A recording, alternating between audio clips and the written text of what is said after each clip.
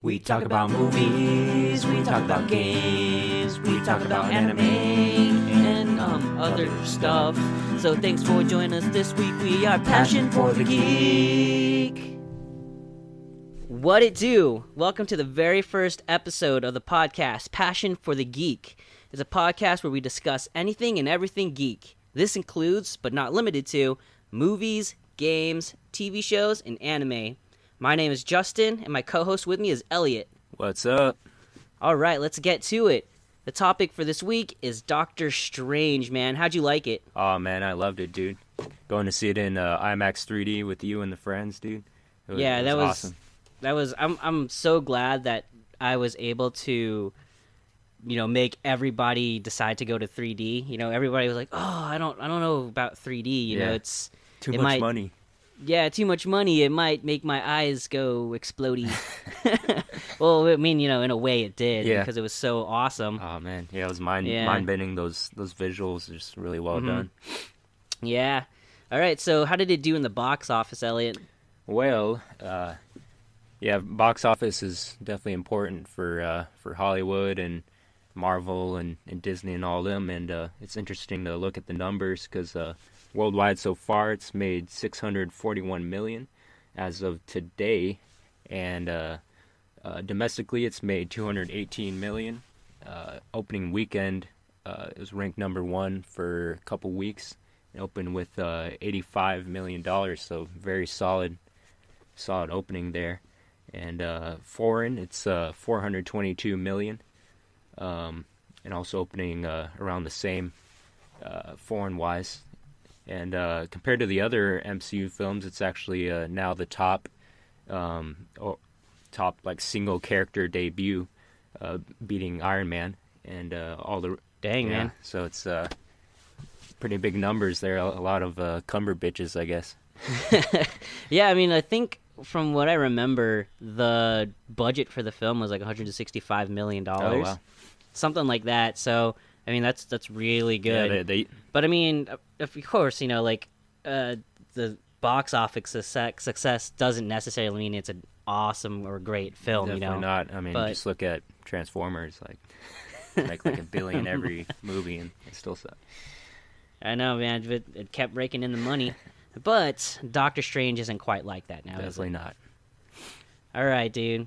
So let's talk about it, man. How do you think about those special effects?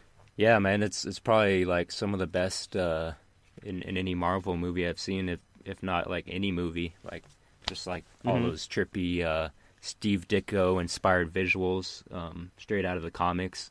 It's like just really trippy, and it was really cool. Just especially that sequence in the beginning when he like pushed into the astral plane.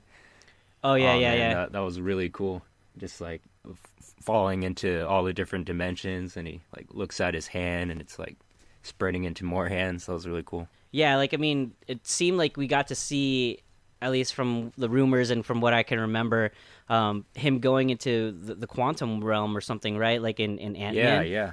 It seemed very, very similar to that too. Yeah, definitely.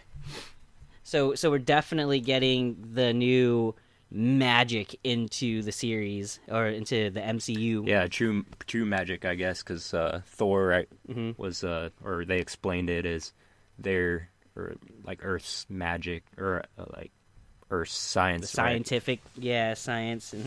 Yeah, so let's see. Scott Derrickson is the one who directed it, right? Right. Yeah, and he's known for doing horror movies, which is, I mean, it's in a way, the same or similar to Doctor Strange, I would say. I mean, Doctor Strange wasn't necessarily a horror film, but I think they share some, especially the kind of films that Scott Derrickson did.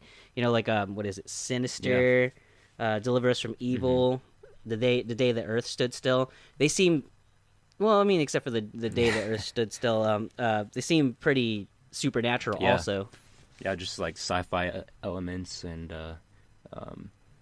I felt Doctor Strange had a little bit of a horror aspect to it, like going into those other dark realms is kind of creepy, and Oh yeah, I mean, I could see that. So yeah, having him as director was definitely a good decision. I mean, initially I had my reservations because just his record. If you look at Rotten Tomatoes, I mean, if you care for that type of thing, but um, like most of them are kind of negative reception. So I wasn't too sure about them choosing him, but I mean, I should have had faith.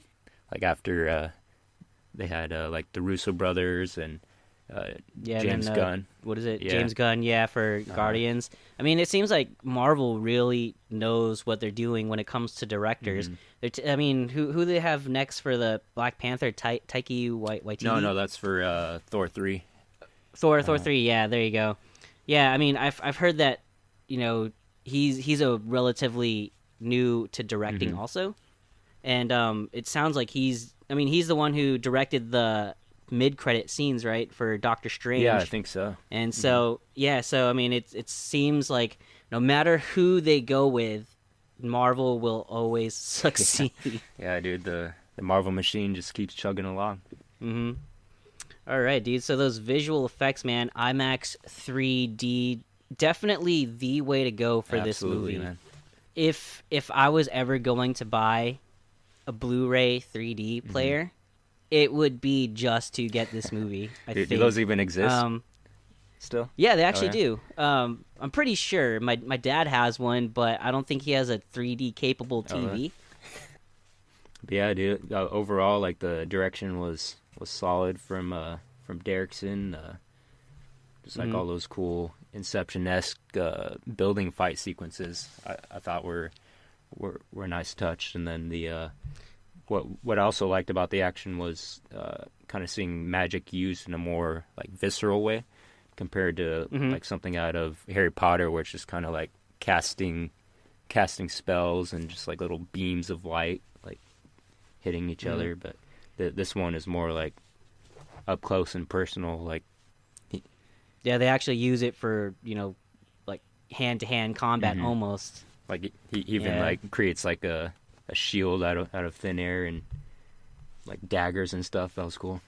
Yeah, and the whips too, dude. I thought that was pretty sweet, man. Indiana Jones.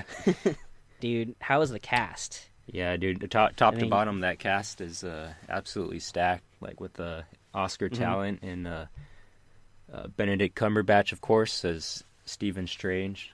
I thought he absolutely nailed the character and his arc, like going from just kind of the arrogant asshole, I guess, and then just being humbled by his like career-ending injuries to his hands. So like after that, he was kind of lost and losing money trying to fix his hands, and then by the end, like the only option he had left was going to a little place called Kamar Taj, right? Yeah. I mean, I think that's like one of those big points in the movie. He's a guy based on science. He spent most of his life learning everything that he knows, right? And then right at his at the end, his wit's end, he spent all his money and everything. The only thing he can turn to is that the mysticism, the spiritualism, the intangible things not based on science, in fact.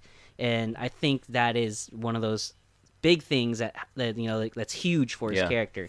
Yeah, I think that's one of the central themes for sure for the movie. Just him, like the ancient one says, what was it? Like open your eyes to the possibilities, I mean, and going back to Cumberbatch being the perfect guy for the role, I read that he actually during his gap year went to Tibet to teach English. Really? And for during that year he spent time with the monks and everything, and he actually really tapped into spirit, the spiritualism and spirituality and everything. Wow. So that's like an added dimension to the character. Yeah, and then did he like learn some of those hand motions from their from his studies there? I mean, I wouldn't know. Probably. I would guess so. Oh, dude, Mad Mickelson, dude. Yeah, dude. Is that how you say his Yeah, name? Mads Mickelson? Mikkelsen from Yeah. Hannibal. Yeah, Hmm. he's a favorite of mine because I mean I love that show, and he definitely brought a gravitas to that character. Even though Hmm. uh, Wasn't really yeah, fleshed out. One of my gripes, it's still that that MCU villain hmm thing.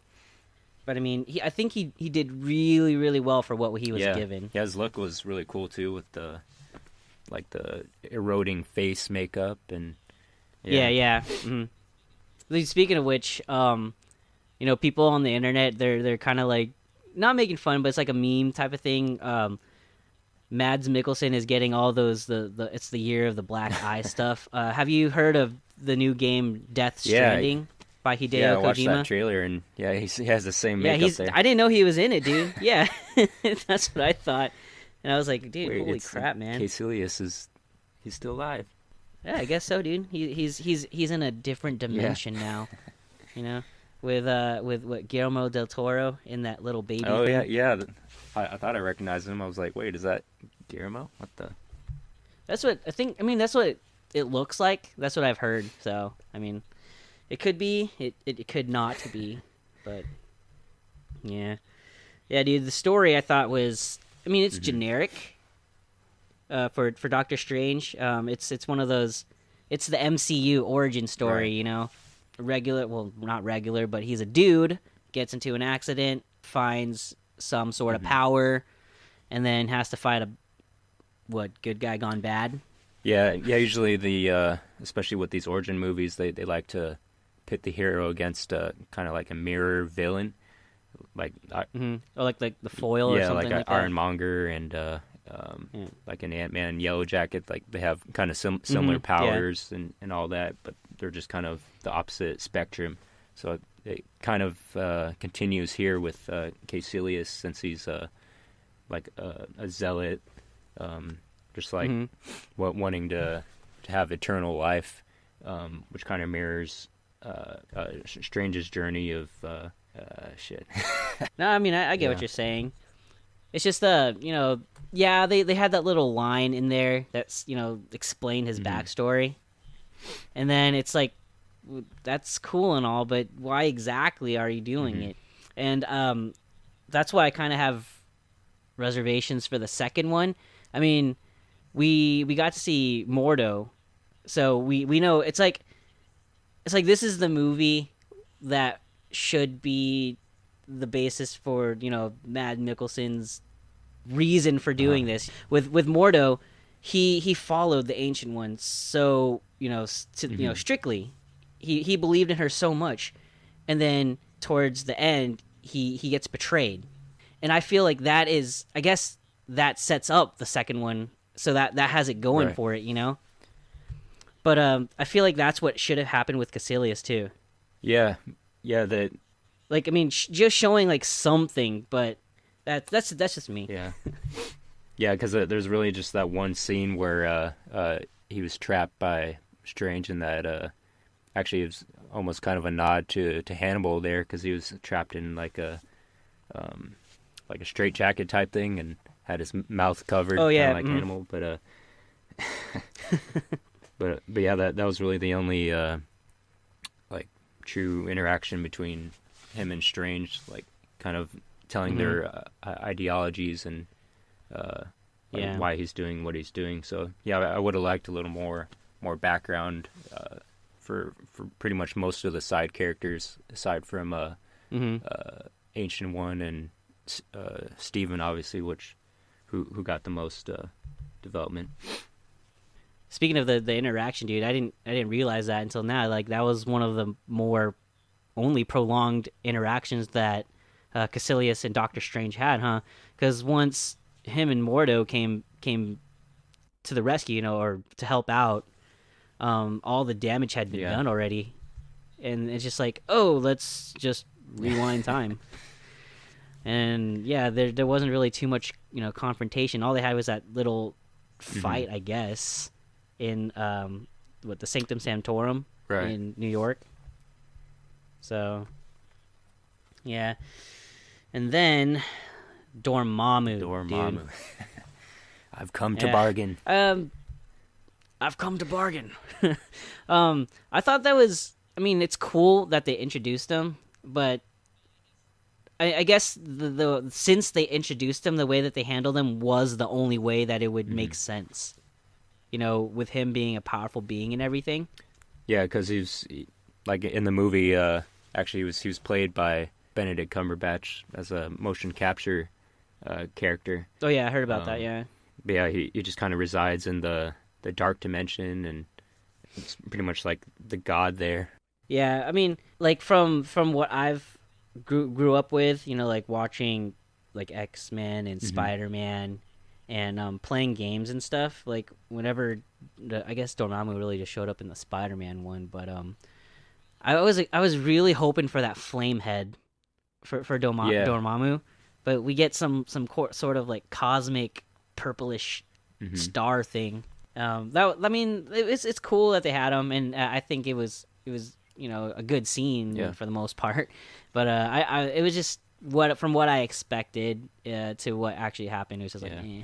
Well, actually, for me, I kind of differ because I actually really liked that how it ended because it was kind of went against the usual like third act climax of like the big battle scene like, or whatever.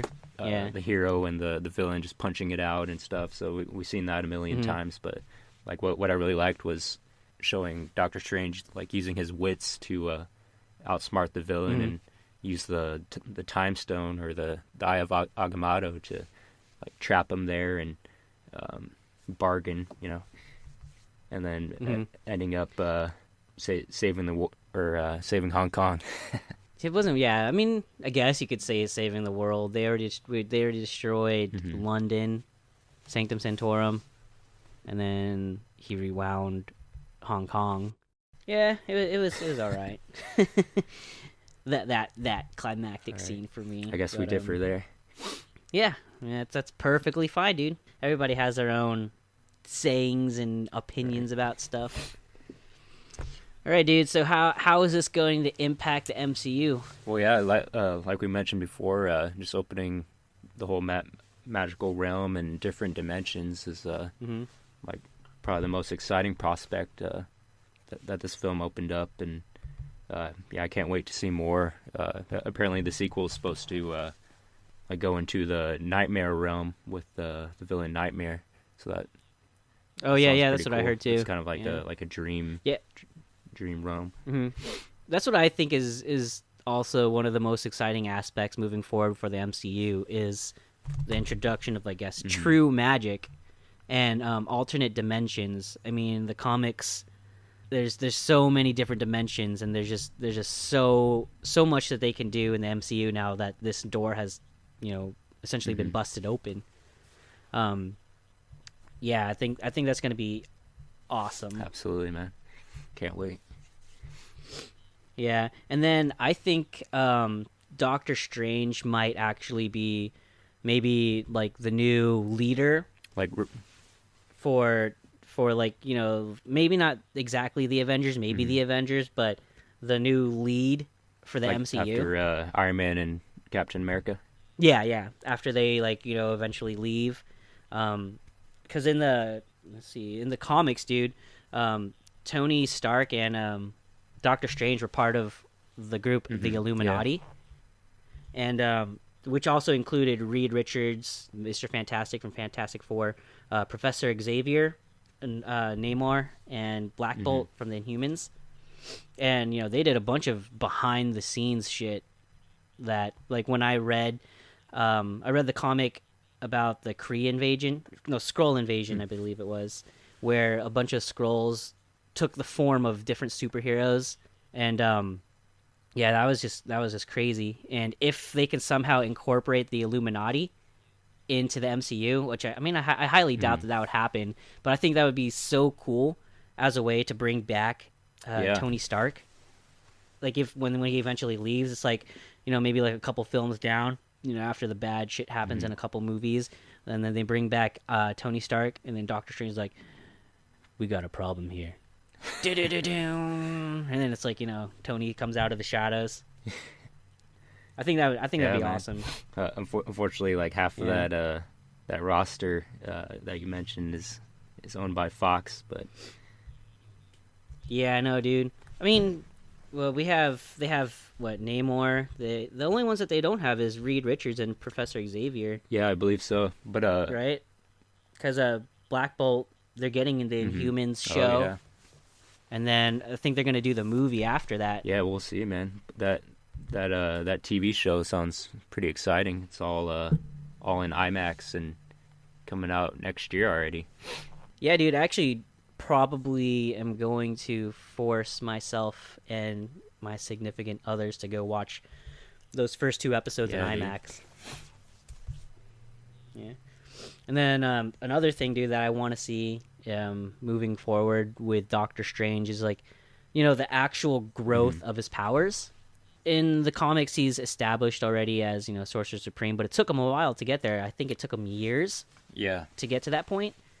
And I mean, of course, it's not gonna take years in the MCU, but I definitely want to see like some sort of growth rather than just, oh, I'm already the best badass here. yeah. I think You that know? was maybe a slight problem I had with this film, where it felt kind of rushed. Him going through his training, like I would have liked to see Yeah. a little more of that rather than kind of the montage we got. Yeah. I mean, at least I think they said it took Yeah, months to you get could there. see like the passage of Yeah. time with like the change of seasons and Mhm. whatnot. But Yeah. yeah, I thought that was pretty cool. But yeah, I understand. It's just to be Sorcerer Supreme, you need the training. You need that experience and that time.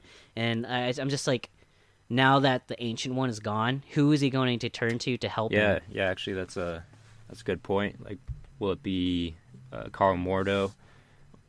Even though he's supposedly turning to the dark side, at the end, Yeah. or hmm like, yeah, Wong. Wong.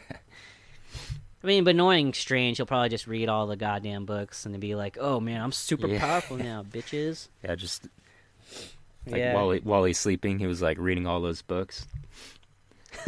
dude, I actually thought that was Yeah. neat in a way. But then I'm like, won't his like mind or his spirit get tired? If he's constantly doing Yeah. stuff. But we'll see how that goes. Oh, dude, and another thing that I'm super excited for is the interaction between him and Scarlet Witch. Mm. Since they're basically the only quote unquote magic users, even though Scarlet Witch got hers from the Tesseract, right? Hmm. She got her powers from the Tesseract in the MCU. But from rumors, I heard that Doctor Strange might be Teaming up with her. or be a mentor to her. Yeah. Yeah, Which is I'd like to see that for sure, because mhm. she's kind of still new at her powers as well.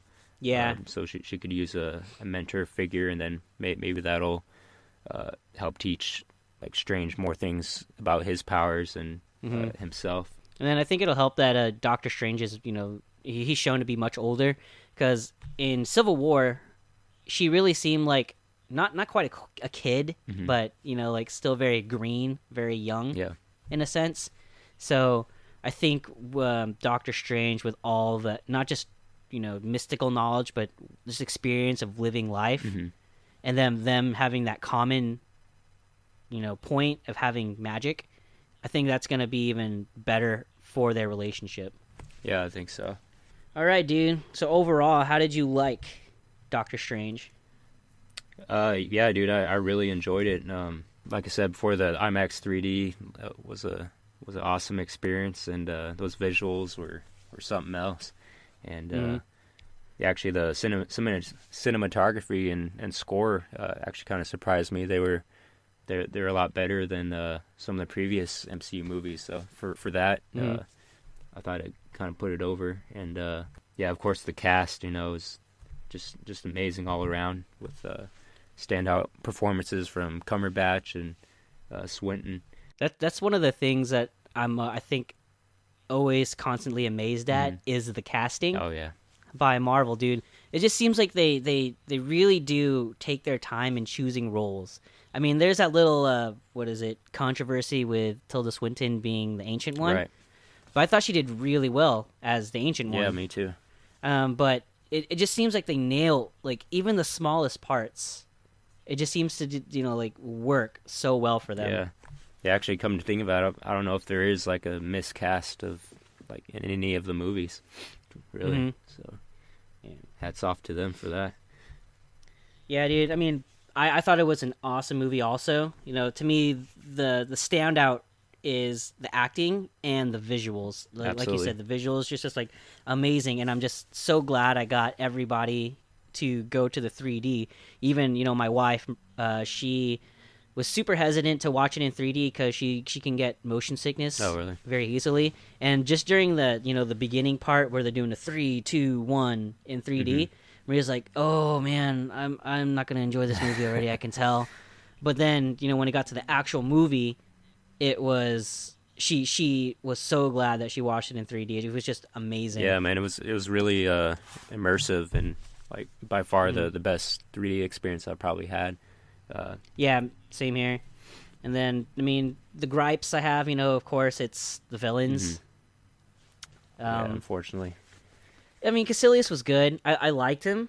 It's just we need more. Yeah, I feel like, but we'll see how that goes. yeah. Um, Yeah, especially when you cast someone of Mads Mikkelsen's caliber, like it's kind of a shame they didn't give him more to do. yeah. All right, dude. What is your verdict? What would you give this movie? Yeah, dude, totally enjoyed it. Actually, in some ways, I enjoyed it a little more than Civil War. Might be controversial to say, but yeah, I would rate it a solid 8.5 out of 10. Yeah, same here. Good 8.5 out of 10. It's definitely. I think it would be my favorite origin story out of the whole MCU. Nice. But yeah, it is a very, very solid movie. I would like it. I'd like it. All right, dude. I think that's all we have, right? I think so. All right. Thank you guys for listening. And if you guys want more, follow us on Twitter at Passion4 The Geek, or go to our website p4tg.wordpress.com. We will try to get things out when we can. Right now, our schedule is 2 podcasts every 2 weeks, Yep. right, Elliot? All right, so stay tuned, and thanks again for listening, guys. Thanks, guys.